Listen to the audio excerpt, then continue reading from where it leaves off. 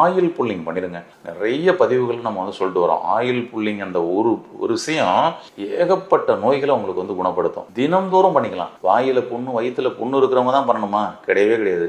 உங்களுக்கும் வாயில வயிற்றுல புண்ணு வராமல் இருக்கணும்னாலும் பண்ணுங்க, பெட்டர். தினம்தோறும் செக்கில் ஆட்டின நல்லெண்ணெயில் ஆயில் புல்லிங் பண்ண சொல்கிறோம். ஓகேங்களா?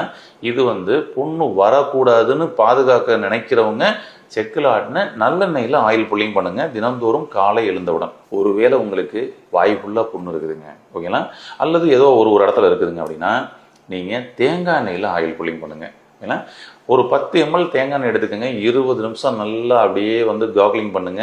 காக்லிங் பண்ணி கொப்பளிச்சு எல்லா பக்கமும் போக வச்சு துப்பிடுங்க. தேங்காய் எண்ணெயில் நீங்கள் தினம்தோறும் ஆயில் புல்லிங் பண்ணிட்டு வந்தீங்கன்னா ஒரு 15 நாள்லேருந்து 20 நாள் வரைக்கும் பண்ணுங்க. 10 நாளில் உங்களுக்கு சரியாயிரும். சரியானதுக்கு அப்புறமும் திரும்ப ஒரு 10 நாள் பண்ணுங்க. அதான் 20 days வந்து பண்ண சொல்கிறேன். பண்ணுங்க. வாய் புண்ணும் உங்களுக்கு சரியாயிரும். இதன் மூலமாக உங்களுடைய வயிற்று புண்ணும் சரியாகும். அதுக்கப்புறம் சாப்பிட்றதுக்கு முன்னாடி ஒரு 10 நிமிஷத்துக்கு முன்னாடி ஒரு 10 ml கோகனட் ஆயில் அப்படியே டைரெக்டாக வந்து வாயில லேசாக கொப்பளிச்சு உறிஞ்சு குடிச்சிருங்க. அது உங்களுடைய வயிற்று புண்ணை ஆத்துறதுக்காக, அந்த த்ரோட்டில் ஏற்பட்டிருக்கக்கூடிய புண்ணை ஆத்துறதுக்காக. அது மாதிரி மட்டும் பண்ணுங்க. டெய்லி பண்ணிட்டே வாங்க. எவ்வளவு நாளுங்க பண்ணலாம்? எவ்வளவு நாள் வேணாலும் பண்ணலாம்.